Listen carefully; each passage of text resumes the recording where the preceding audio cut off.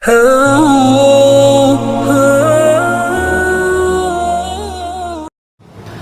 qala idzan bismillahirrahmanirrahim ya ayyuhalladzina amanu dukhulu fis silmi kaffatan wa la tattabi'u khutuwatis syaitan innahu lakum adu mubin. Wahai orang-orang yang beriman, masuklah engkau ke dalam Islam secara sempurna dan janganlah engkau ikuti langkah-langkah setan, karena sesungguhnya setan itu musuh yang nyata bagi kalian. Sebelum saya lanjut, saya mau tanya, ibu bapak, ada setan tidak di tengah-tengah kita? Ini kita lagi di masjid ini, kira-kira ada setan di tengah-tengah kita? Ada? Ada bos.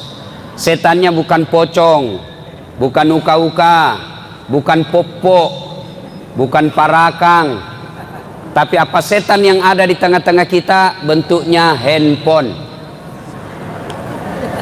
Apa ibu? Sana orang sudah ceramah masih juga handphonenya nak urus. Simpan dulu HP-nya, kamu dengar ceramah. Apalagi setan yang ada di tengah-tengah kita bisa jadi sandar-sandar.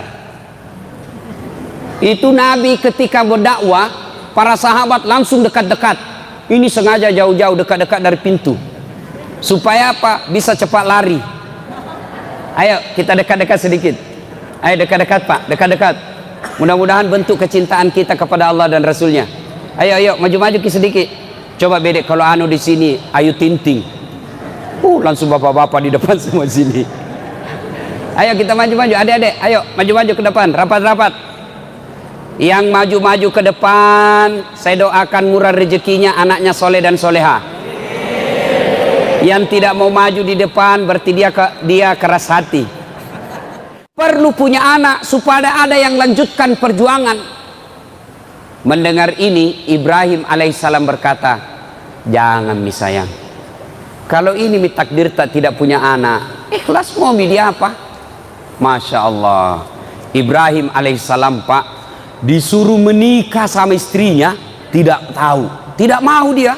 Bapak-bapak kira-kira kalau pulang ki istri tak suruh bilang, Pak mak bini nih, langsung merdeka. Masya Allah, Ibrahim alaihissalam dituntut diminta sama istrinya, bang kawin lagi. Apa kata Ibrahim alaihissalam? Tidak sayang, saya tidak mau melukai perasaanmu. Biarlah kalau ini takdir kita tidak punya anak, apa boleh buat. Ibrahim alaihissalam disuruh nikah sama istrinya, tidak mau. Bapak-bapak dilarang nikah sama istrinya, sembunyi-sembunyi.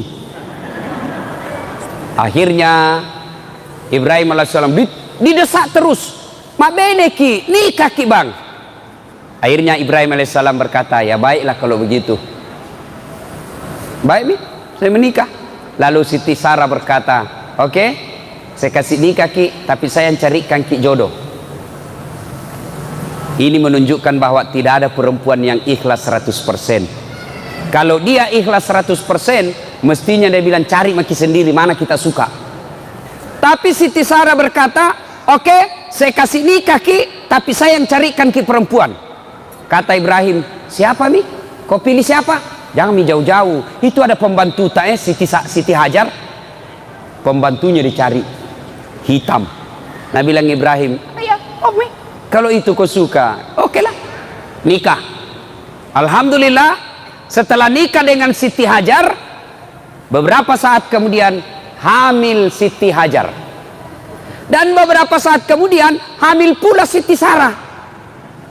Setelah dia suruh suaminya menikah, baru hamil juga Siti Sarah. Ada ibu-ibu di sini sampai sekarang belum punya anak? Ada. Coba-coba ki ilmunya ini Siti Sarah. Coba ki, siapa tahu langsung hamil betul. Setelah menikah, hamil Siti Hajar, alhamdulillah, lahirlah anaknya Siti Hajar bernama Ismail alaihi salam.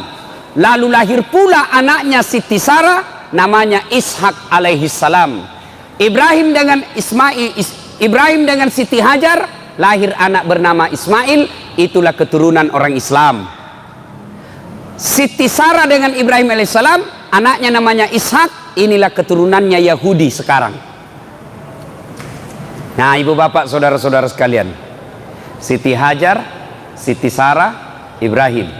Bapak-bapak, ibu-ibu, halo ibu, ibu, pak, dalam rumah tangga itu pak, dalam Quran ada 4 jenis rumah tangga.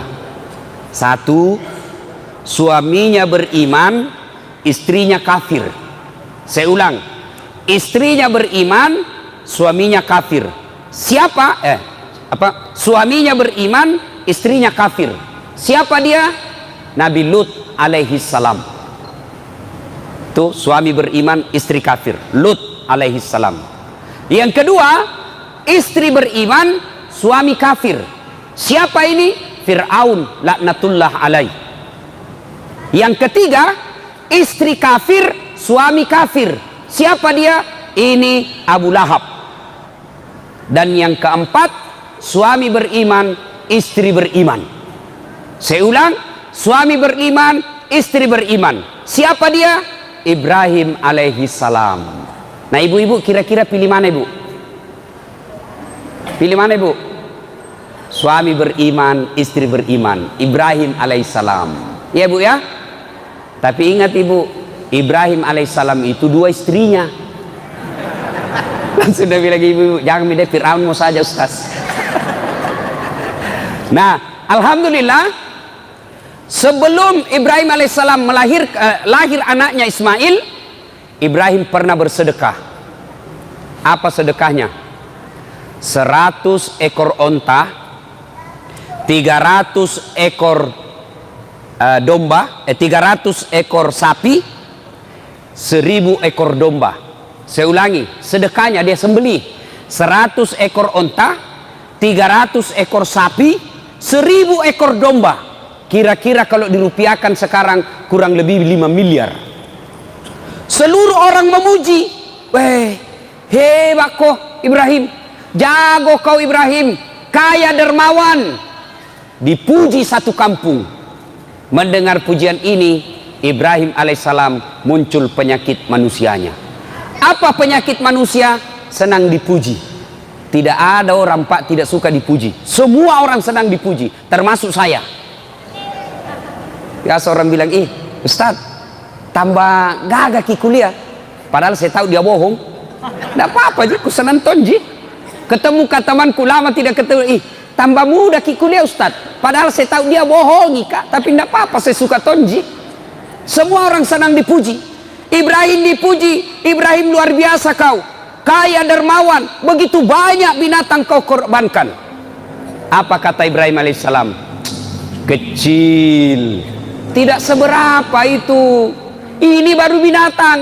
Andai saja ada anakku juga saya potong. Kenapa? Waktu itu memang Ibrahim belum punya anak. Bapak, saudara-saudara sekalian. Nah, sudah berlalulah. Setelah menikah dengan Siti Hajar, melahirkan dan lahir anaknya namanya Ismail alaihissalam. Ketika Ismail alaihissalam usia remaja, sekitar kira-kira 13-14 tahun, Ibrahim alaihissalam tanggal 8 Zulhijjah mimpi. Tanggal berapa? Tanggal berapa ibu? 8 Zulhijjah mimpi. Apa mimpinya? Dia melihat, Ibrahim, dulu kau pernah bernasar, kalau ada anakmu kau potong. Sekarang ada anakmu, potong itu Ismail. Bangun Ibrahim, ini mimpi atau wahyu? Kalau mimpi, kenapa terang sekali? Kalau mimpi, kenapa jelas sekali? Kalau wahyu, kenapa anak disuruh potong? Mikir dia, ini mimpi atau wahyu? Mikir. Akhirnya tanggal 8 Zulhijjah, kita sekarang ini disebut hari tarwiyah atau hari berpikir-pikir. Tidur lagi. Tanggal 9 Zulhijjah, mimpi lagi, mimpi kedua kalinya. Ibrahim, wajah indremu, bayar utangmu, kau pernah nasar, tunaikan itu janjimu. Bangun Ibrahim. Lalu dia berkesimpulan, ini bukan mimpi, ini wahyu. Ibrahim alaihissalam yakin, saya harus memotong anak saya untuk membayar utangku. Hakul yakin. Tanggal 9 Zulhijjah sekarang kita kenal dengan hari Arafah. atau hari keyakinan. Maka ibu bapak saudara-saudara sekalian, kira-kira tanggal 8 Zulhijjah hari Tarwiyah, 9 Zulhijjah hari Arafah, kemudian tanggal 10 Zulhijjah dia panggillah anaknya Ismail alaihissalam. Ibrahim panggil anaknya, anakku sini kau dulu nak, acok lo meyo lo nak. Kalau kita orang Bugis, cok sini kau dulu nak. Agambo begini nak, saya diperintah Tuhan untuk potong kamu, menurutmu bagaimana? Kira-kira kalau anak tak yang tukang bola, pemain game di rumah, Pak, kita tanya anak tak yang pemain game, nah disuruh kak potong kok, kira-kira apa jawabannya Pak? Apa jawabannya kira-kira Pak? Paling jawabannya dia bilang, ih kenapa anak saya, nenekku mau yang sudah mau mati. Ini anak pintar tapi tidak soleh. Ini pintar, tidak salah tahu, ini pintar. Kenapa yang masih muda, yang tua mau sedikit lagi mati? Atau kira-kira Pak, kalau Bapak diperintah potong anak 9, masih ada pilihan, kita cari yang nakal. Potong anakmu, mana yang pembohong? Ismail, anak satu-satunya, lama dirindukan, disuruh potong. Kata Ismail alaihissalam, silahkan Pak, jangan ragu, laksanakan, insya Allah Bapak mendapati saya menjadi anak yang saleh, anak yang sabar, anak yang takwa, anak yang soleh. Potong saja Pak, tidak ada masalah. Cuma kata Ismail, sebelum kita potong Kak, ada beberapa permintaanku. Satu, Pak, nanti kalau Bapak potong saya, pakai pisau atau parang yang sangat tajam supaya saya tidak lama menderita. Maka bapak-bapak yang bertugas potong sapi kalau Idul Kurban, jangan pakai pisau yang tumpul Pak, pakai pisau yang tajam. Bapak-bapak penjual ayam potong, jangan seenaknya potong, baca bismillah Pak. Itu ada di Sulawesi Selatan, saya lihat Pak, penjual ayam potong 50 ayam potong satu kali di bismillah. Nah bilang saja bismillahirrahmanirrahim kali 50. Tidak boleh begitu dong. Baca satu-satu.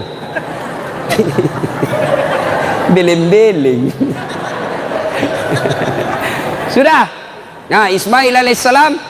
Yang kedua kata Ismail, tutup mata Pak, tutup begini. Kenapa? Kalau kita lihat Kak nanti ragu-ragu Ki, kita sayang Kak, enggak mau Ki itu. Yang ketiga Pak, tolong ikat tanganku, ikat kakiku supaya saya tidak meronta-ronta. Masya Allah. Yang keempat kata Ismail alaihissalam, tolong ini bajuku yang saya pakai jangan kena darah supaya tidak naliak bamakku. Dan yang kelima kata Ismail alaihissalam, tolong ketika saya sudah wafat, jangan ada anak-anak yang lewat depan rumahku seumur saya supaya mamaku tidak ingat kekasihan kalau naliak itu anak. Baiklah, pergilah Ismail. Dimandikan, Nabi bilang Ibrahim. Dia bilang sama istrinya, yang sayang, kenapa kita ketawa? Itu Ibrahim Pak, romantis sama istrinya, tidak seperti bapak-bapak. Waktu nanti pacari istrinya sopan sekali, tabe endi, hati-hati ki sayangku, terserah kita, aduh, hati-hati ki ada batu di depan tai, kesina. Itu dulu waktu udah dipacari. Sekalinya sudah ada anaknya 2, tahan tuh kaki nestrita, apa kita bilang? Di mana simpan matamu dongo? Coba. Ibrahim alaihissalam tidak seperti itu, dia panggil istrinya, yang sayang, kenapa Kideng? Tolong saya mandi itu Ismail, kasih pakai baju baru, sisir rapi-rapi rambutnya, kasih parfum. Mau apa? Saya mau bawa jalan-jalan anak tuh. Baiklah. Pergilah Ibrahim bersama Ismail alaihissalam meninggalkan rumahnya menuju ke tempat pemotongan. Ketika menuju ke tempat pemotongan itu, kepanasan iblis. Kepanasan iblis berusaha menggagalkan ini. Kenapa? Kalau Ibrahim berhasil, berarti iblis gagal menggoda manusia. Maka dia usaha goda Ibrahim. Dengan cara apa? Dia bisi Ibrahim. Woi Ibrahim, balik kau lihat itu anakmu. Kenapa?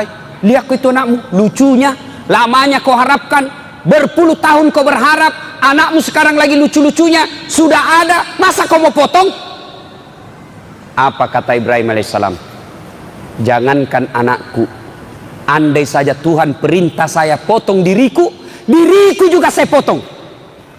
Ibrahim alaihissalam ambil batu, dia lempar itu iblis. Pergi kau iblis, ishab ya lep, pak, pergi kau. Kena pantatnya, lari sampai di balik papan, balik lagi. Gagal goda Ibrahim. Dia goda istrinya. Yuk bapak, saudara-saudara sekalian, Siti Hajar digoda sama si iblis. Hajar, sini kau dulu. Apa? Kau tahu mau dibawa kemana anakmu? Mau dibawa jalan-jalan sama bapaknya. Dong kok. Maksudmu? Tolo-tolo ini. Maksudmu? Nah bodoh-bodohi kau suamimu. Maksudnya apa? Mau nak potong itu anaknya? Sebaran dia bilang gini. Mana ada orang bapak mau potong anaknya? Iya, mau dia potong. Kok bisa? Katanya itu perintah Tuhannya.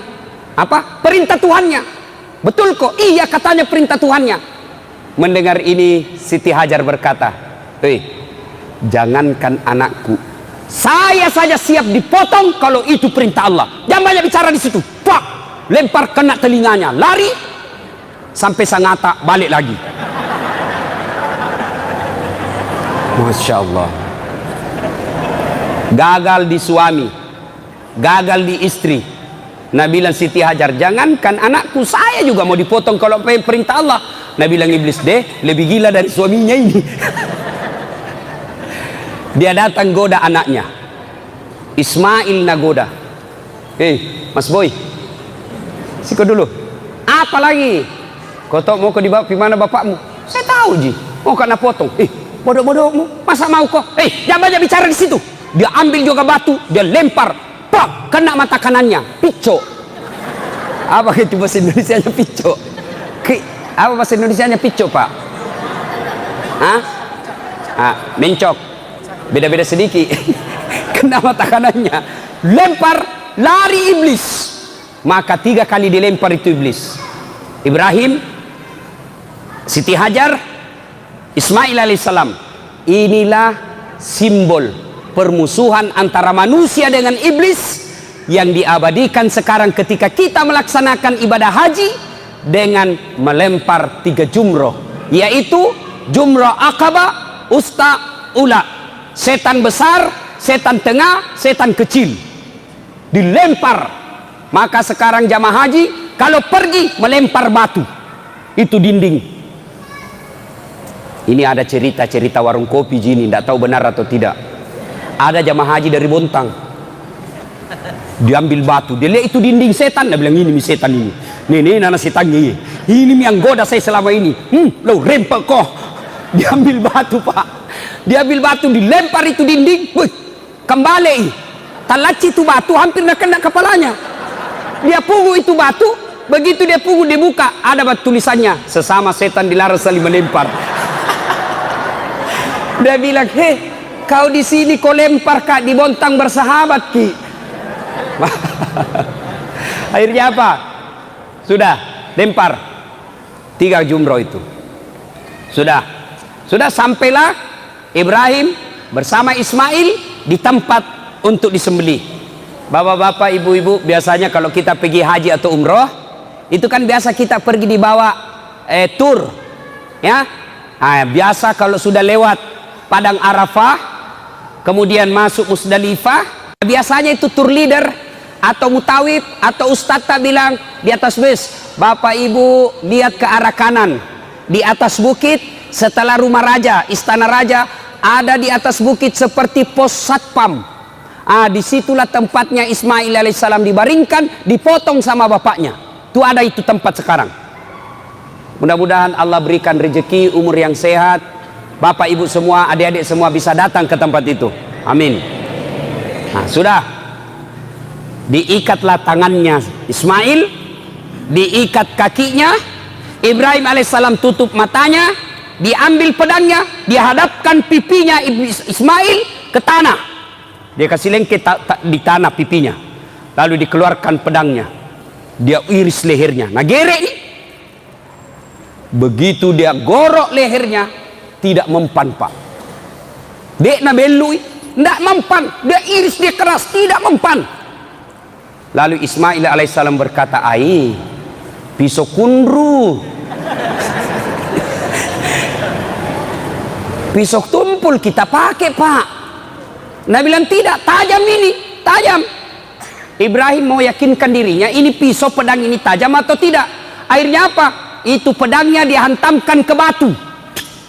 Dihantamkan ke batu, batu pecah.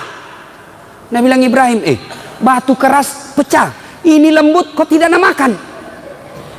Nabi bilang, Ismail, barangkali ragu-ragu ki? Tidak, ku keras mini. Akhirnya dia bilang, coba lagi yang kedua kalinya. Begitu mau dicoba kedua kalinya, Pak, Ismail bilang, tunggu dulu, Pak, tunggu dulu, jangan dulu. Apa lagi, nak? Pak, dengar baik-baik, Pak, dengar baik-baik. Ibu, dengar baik-baik. Pak, tolong lepas tanganku, tolong buka ikatan kakiku, jangan ikat tangan kakiku. Kenapa? Kalau saya diikat, nanti Allah berpikir, nanti Allah mengira saya tidak ikhlas. Lepaskan ikatan tangan dan kakiku.